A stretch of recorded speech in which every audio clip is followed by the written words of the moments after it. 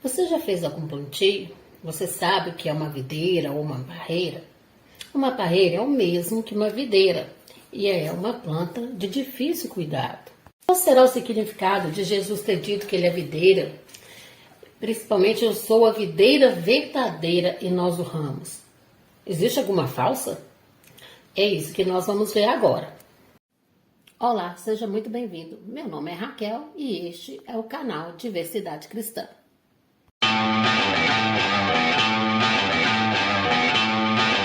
Quando eu era criança, na minha casa, tinha algumas árvores frutíferas, como manga, abacate, mamão, banana e até uma figueira. E cada árvore tinha o seu tempo de crescimento e produzir frutos. Em João 15, de 1 a 8, Jesus diz o seguinte: Eu sou a videira verdadeira e o meu pai é o agricultor. Todo ramo que estando em mim não dá fruto, ele corta, e todo que dá fruto ele poda, para que dê mais fruto ainda. Vocês já estão limpos pela palavra que lhes tenho falado. Permaneça em mim e eu permanecerei em vocês.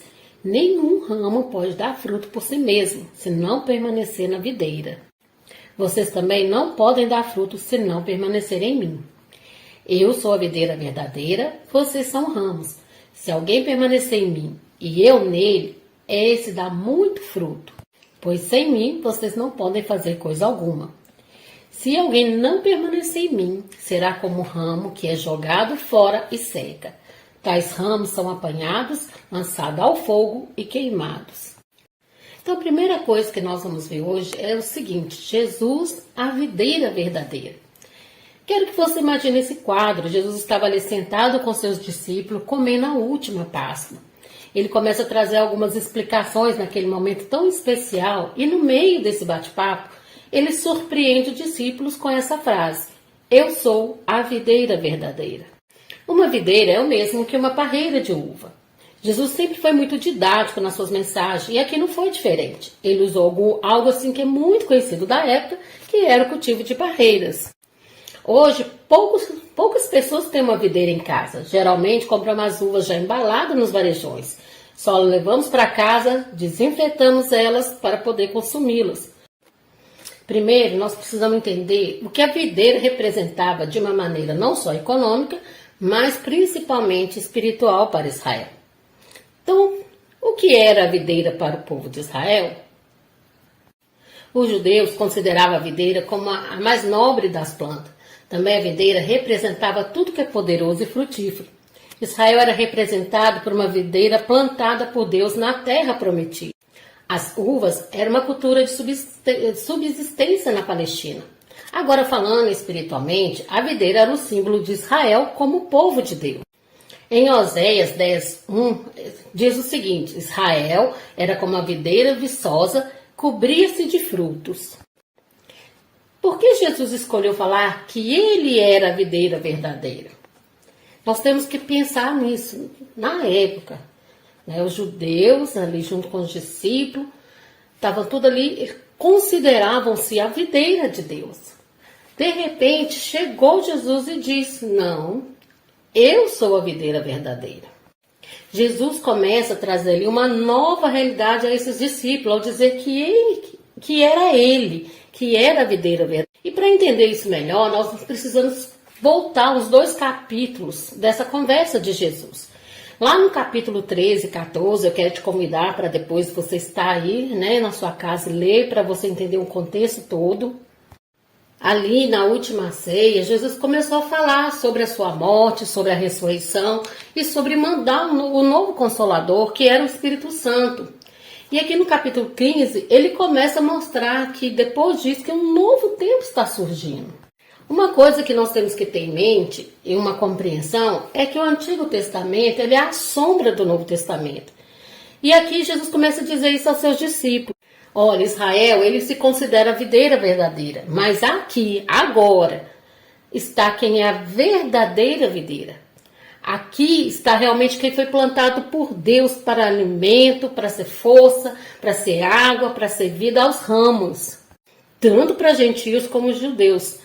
Jesus veio para quê? Para trazer a salvação. Ele é essa planta, vamos colocar assim entre aspas, que Deus trouxe sobre a terra para trazer a salvação para todas as pessoas que aceitarem ser enxertado nele e se tornarem ramos frutíferos.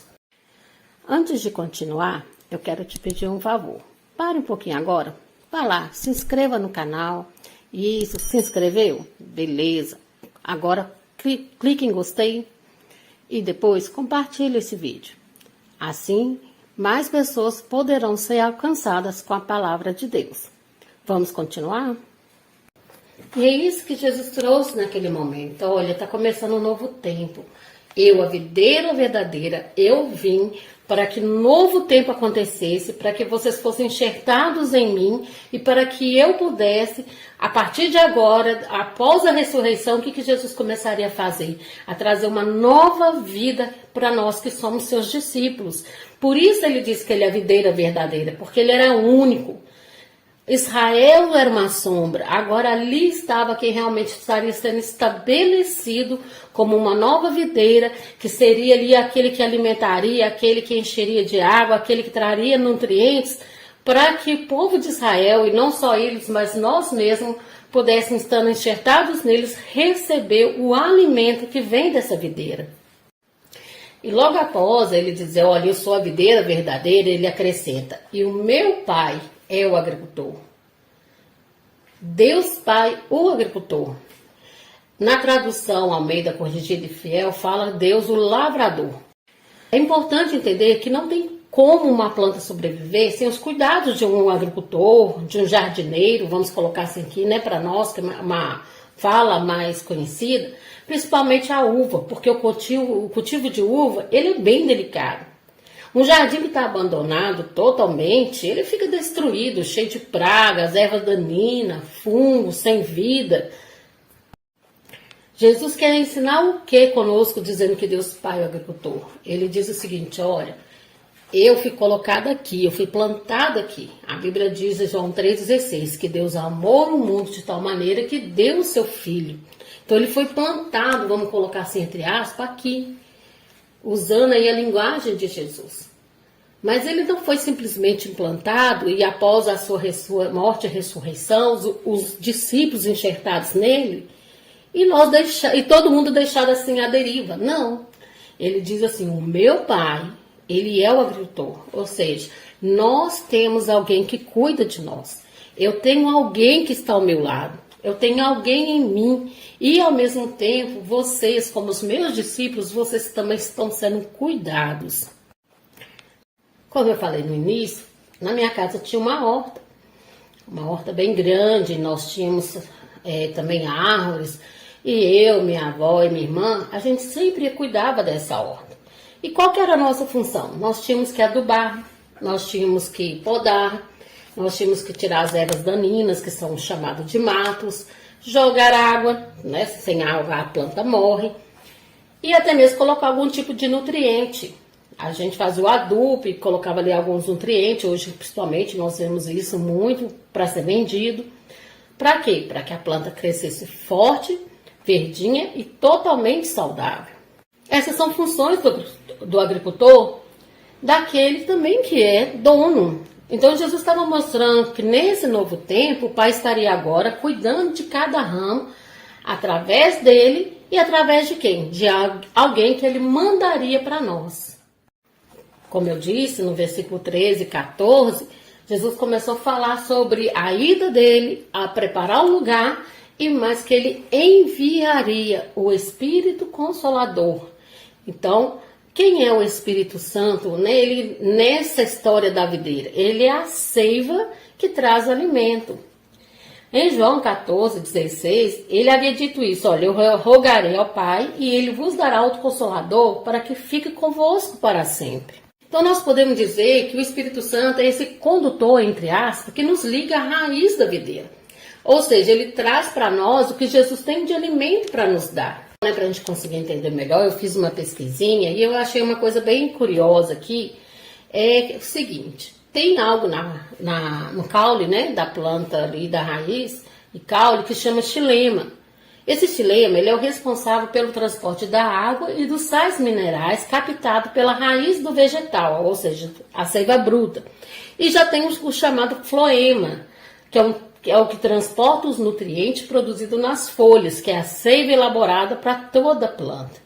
Então, fazendo uma analogia, o Espírito Santo ele é que essa pessoa que tem essa função de trazer de Jesus para nós, porque ele mora em nós, né? Ele habita dentro de nós e ele traz para nós toda a nutrição que nós precisamos.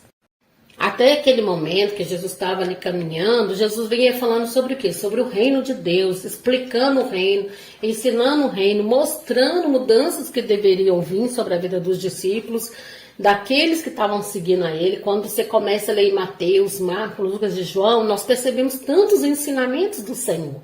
Então ali, já naquela despedida, ele pôde dizer isso a seu discípulo: olha, vocês já estão limpos pela palavra que eu tenho falado, permaneça em mim, então, permaneça em mim, eu vou permanecer em vocês. Ele continua: olha, nenhum ramo pode dar fruto por si mesmo, se não permanecer na videira. Vocês também não podem dar fruto se não permanecerem em mim.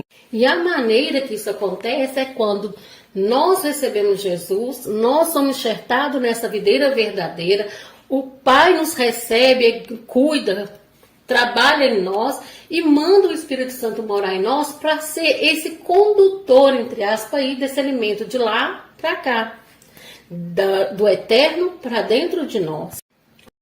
Então, a partir daí que ele fala: olha, eu sou a videira verdadeira, o meu pai é o agricultor, vocês precisam permanecer em mim, porque se vocês não permanecem em mim, vocês não conseguem fazer nada, nós não damos conta de fazer nada sem a vida de Jesus em nós. Mas ele completa assim que acontece algo que na hora que aquilo está acontecendo, confesso que nenhum de nós gostamos. Que é o quê? A poda. A poda, gente, o negocinho que dói é o chamado a ser podado por Deus. Mas você sabe que há uma importância na poda? Então nós vamos ver essa importância. Em João 15, 5, 6, Jesus fala assim: olha, sim, eu sou a videira, vocês são os ramos. Quem permanecer em mim e eu nele, produz muito fruto. Pois sem mim vocês não podem fazer coisa alguma. Quem não permanece em mim é jogado fora, como um ramo imprestável e seco. Gente, sério. Quem não permanece em mim, quem não está em Cristo, é jogado fora como um ramo imprestável. Isso dói ouvir, não é? A minha pergunta é: ser podado ou lançado fora? Se eu não sou podado, se eu não sinto a dor de ser podado, de ser chamado a atenção, eu vou continuar infrutífero. Então, será que é melhor Deus não mexer em nada em mim, mas eu ficar infrutífero e ser lançado fora, sendo que a Bíblia fala que o Pai corrige a quem ama? É importante a gente ressaltar o significado da palavra poda. Poda é realizada para correção, manutenção, limpeza e tratamento de parasita. Olha, nosso espírito ele foi recriado por Deus, porém nossa alma não. Então, quando a gente chega até Jesus, a gente chega tão machucado, com tantas feridas do passado, com sentimentos de rejeição, inferioridade, depressão, totalmente destruído por histórias que rebentaram a gente por dentro, com crenças totalmente fora da palavra de Deus, dependendo aí de qual religião que você vem, hábitos errados, vícios. E toda a obra da carne, daquela obra que está escrita lá em Gálatas de 5, 19 a 21. Ou seja, nós chegamos aí cheio de vírus, fungos, pragas, totalmente rebentados, como eu disse antes, né? Tão machucados, cheios daquilo que a poda é o quê? Uma correção. Por que a correção? Porque eu estava no caminho errado, agora estou sendo levado para um caminho certo. Essa correção é dizer assim: olha, isso aqui que você estava aprendendo, isso aqui que você está vivendo, está errado. Por isso que Romanos 12, 2 diz que nós devemos transformar a nossa mente pela palavra. Ou seja, eu estou num caminho errado, eu estou num pensamento errado, a minha mente vai ser transformada pela palavra de Deus para entrar numa correção ou no caminho certo.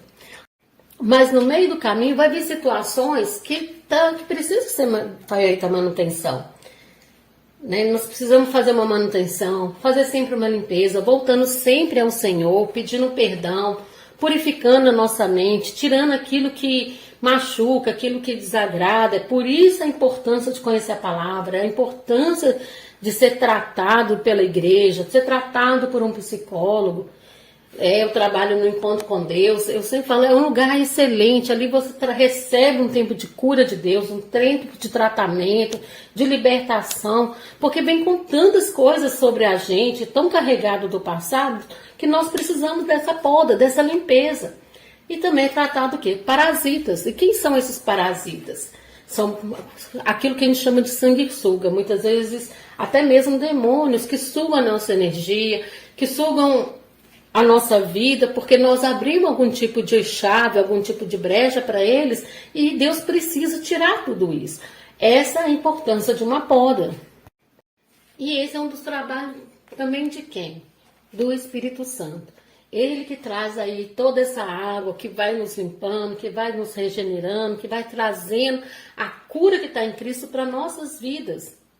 E na medida que nós vamos crescendo na palavra, deixando o velho hábito, deixando aquilo que é ruim para trás, nós vamos começar a ficar curados, nós somos curados em Cristo, nós somos transformados. O que acontece? Começamos a dar frutos. Começamos a dar fruto.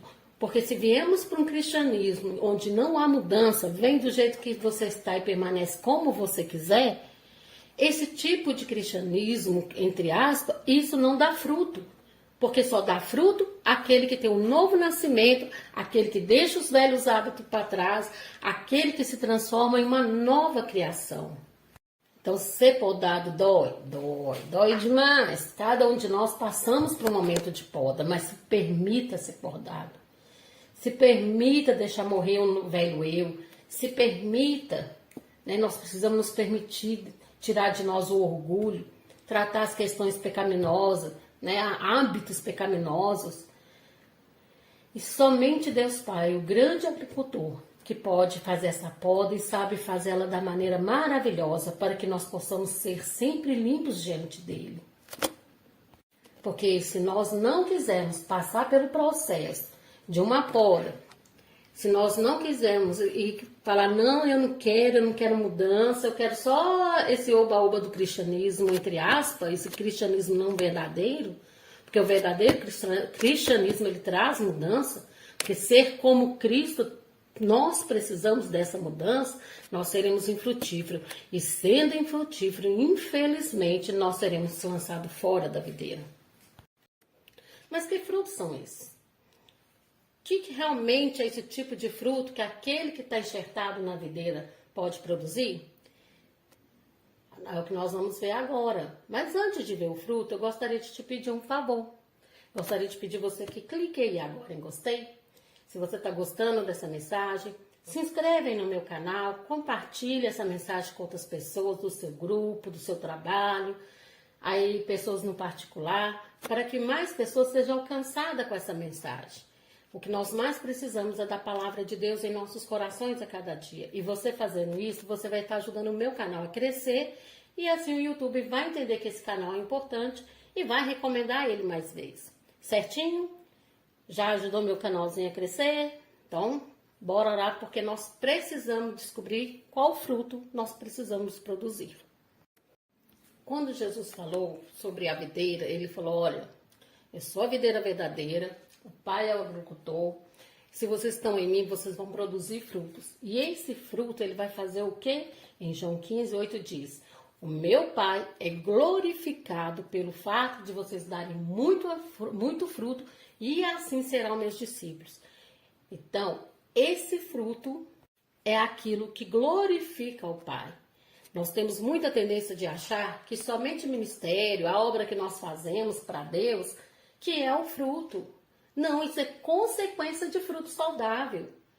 Quando a gente faz a obra, ela está sendo feita o quê? É você servir na igreja e servir aos irmãos. Né? Nós servimos a igreja,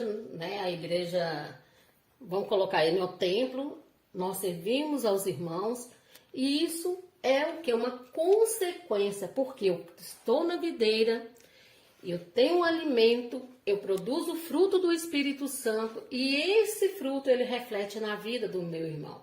E é isso que nós vamos ver agora. O fruto do Espírito Santo é o fruto que glorifica o Pai. E isso é muito interessante, irmão, só porque Você já viu uma maçã ser dada numa árvore de laranja? Já viu um abacateiro dar uvas? Não.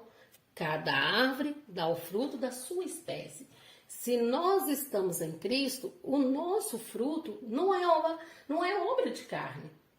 Não é obras malignas. O nosso fruto é o fruto que o Espírito Santo produz.